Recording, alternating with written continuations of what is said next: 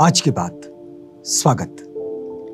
आप जानते हैं कि आज की बात में इस समय हम लोग जापान के धम्माशोक यानी कि कुमार शोतोकू, जो कि जापान के एक उपराज थे, लेकिन उन्होंने बुद्ध धर्म के विकास में, उसकी उन्नति में और जापान को समृद्धशाली बनाने में जो योगदान दिया, उसी योगदान को समझने का प्रयास करते हैं कि एक सम्राट अगर वो बुद्धिज्म का फॉलोअर है तो वो किस तरह से अपने देश को उन्नत कर लेता है और बड़े छोटे संसाधनों में भी, बड़े कम संसाधनों में भी अपने आप को कैसे समृद्धशाली बनाता है, बलशाली बनाता है। ये बात हम कुमार शोतोकू की ये जो राजकारभार करने की जो उनकी क्षमता थी और उनका तरीका था, उससे हम समझ सकते हैं। हम आपको बता दें कि हमने पिछली कड़ी में आपको बताया था कि राहुल सांकृत्यायन ने होर्योजी, ये जो जापान का एक प्रसिद्ध मंदिर है, बुद्ध विहार है मतलब, तो इस बुद्ध विहार के संबंध में उन्होंने उसका एक वर्णन लिखा है। होर्योजी का निर्माण जो है वो कुमार शोतोकू ने करवाया, लेकिन होर्योजी की जो भूमिका है ये जापान के विकास में बड़ी महत्वपूर्ण भूमिका है, क्योंकि जापान में धम्म के प्रचारक और जापान को मजबूत बनाने वाले जितने भी संसाधन उपलब्ध हुए, ये होर्योजी के मार्गदर्शन में आए हैं। होर्योजी ये एक ऐसा बुद्ध विहार है। तो देखिए कि राहुल सांकृत्यायन लिखते हैं कि होर्योजी मंदिर समतल भूमि पर प्राकार से घिरा हुआ है और भीतर जाने का प्रधान द्वार दक्षिण की ओर है। दक्षिण की ओर उसका द्वार है और समतल भूमि पर बना हुआ है। होर्योजी के दर्शन के लिए हजारों लोग रोज आया करते हैं। स्कूल के छात्र और छात्राएं सैकड़ों की संख्या में यहाँ आते हैं और उनके लिए होर्योजी जापानी इतिहास की जीवित पाठशाला है। मतलब जापान का अगर इतिहास कहीं से मिलता है तो वो होर्योजी में मिलता है, और इसलिए वहाँ के छात्र छात्राएं ये रोज होर्योजी को एक भेंट जरूर देते हैं। तो पर्यटन की दृष्टि से भी और इतिहास संशोधन और इतिहास की जानकारी प्राप्त करने की दृष्टि से भी होर्योजी का महत्व बड़ा है। अध्यापक हर एक स्थान को, हर एक चीज को अच्छी तरह से समझाते हैं। अध्यापक वहाँ पर होते हैं, वहाँ गाइड्स भी होते हैं और वे इसे बहुत बेहतर तरीके से समझाते हैं। राहुल सांकृत्यायन जी इसकी एक और विशेषता लिखते हैं कि जिस दिन वो वहां पर गए थे उस दिन भी छात्र छात्राओं की कई टोलियां आई थी। प्रधान दक्षिण द्वार प्राकार के साथ है और इसके बाद 2 तल्ला मध्य द्वार खपरेल की पुरानी छतों वाले मकानों के साथ बीचों बीच में खड़े प्राचीन देव द्वार मिलकर अद्भुत शोभा प्रदान करते हैं। आप कभी होर्योजी को देखें तो आपको पता चलेगा कि वो कितना सुंदर दिखता है। अब देखिए, इसी मध्य द्वार में द्वारपाल देवताओं की काष्ठ मूर्तियां हैं, लकड़ी की मूर्तियां, जिसे द्वारपाल देवता के रूप में रखा गया है और ये मूर्तियां यहां पर मिलती है।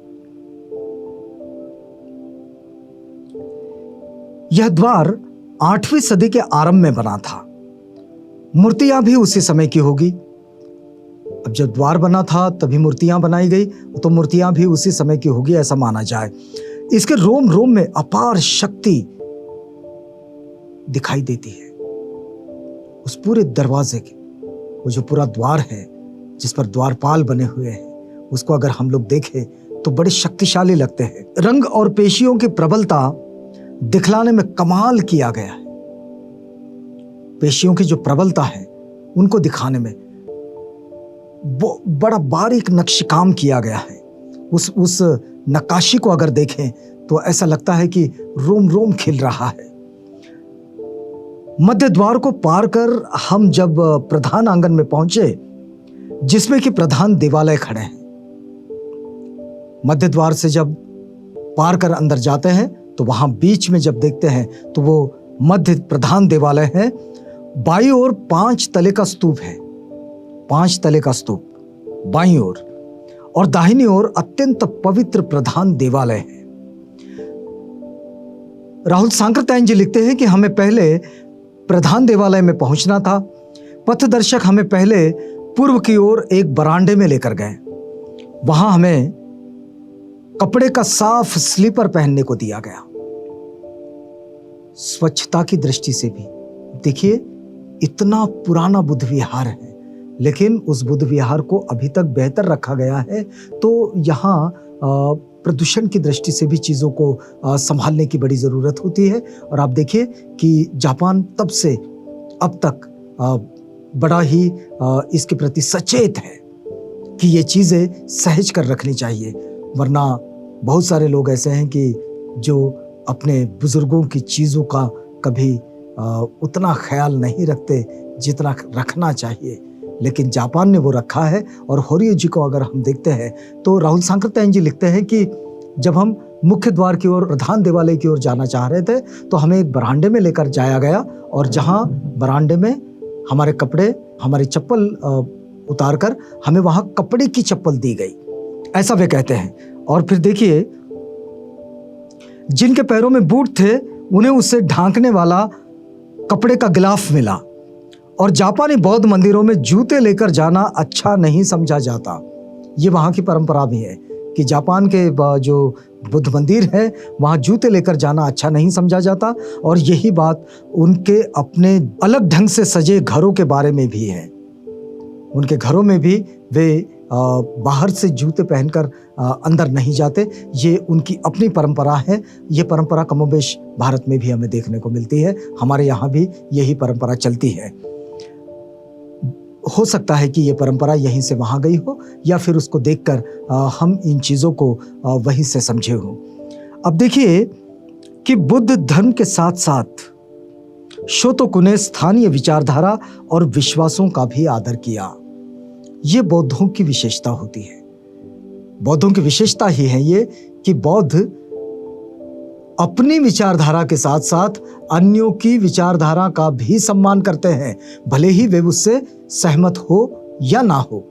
ये एक दूसरी बात हो गई, लेकिन असहमति होने पर भी उस विचारधारा का सम्मान जरूर करते हैं। और इसलिए बौद्ध पूरी दुनिया में इसी के कारण पहचाने जाते हैं कि वे बहुलतावाद को अपने जीवन का हिस्सा बनाते हैं, क्योंकि बौद्धों की जीवनचर्या में ये विशेष बात है कि वे मनुष्यों का सम्मान करते हैं। भले ही उनकी विचारधारा अलग हो उनसे, लेकिन मनुष्य का सम्मान करने के कारण वे मनुष्य के विचारों से सहमत हो चाहे ना हो, लेकिन उसे अपना शत्रु नहीं मानते। अपनी असहमति या सहमति दर्ज कराते हैं, लेकिन मनुष्य के साथ मैत्री जरूर करते हैं। मैत्री के संग जीने का ये जो बौद्धों का तरीका है, ये तरीका पूरी दुनिया में बड़ा प्रसिद्ध है। आपको अगली बात से जोड़ेंगे, शोतोकु का योगदान जो है, कुमार शोतोकु का जापान के विकास में, उससे जोड़ेंगे आपको, लेकिन अगली कड़ी में। यहाँ रुकना होगा। रुकते हैं इस वादे के साथ कि कल आपसे पुनः भेंट होगी जब हम इस बात में आगे बढ़ेंगे। तो तब तक के लिए हमें इजाजत दीजिएगा।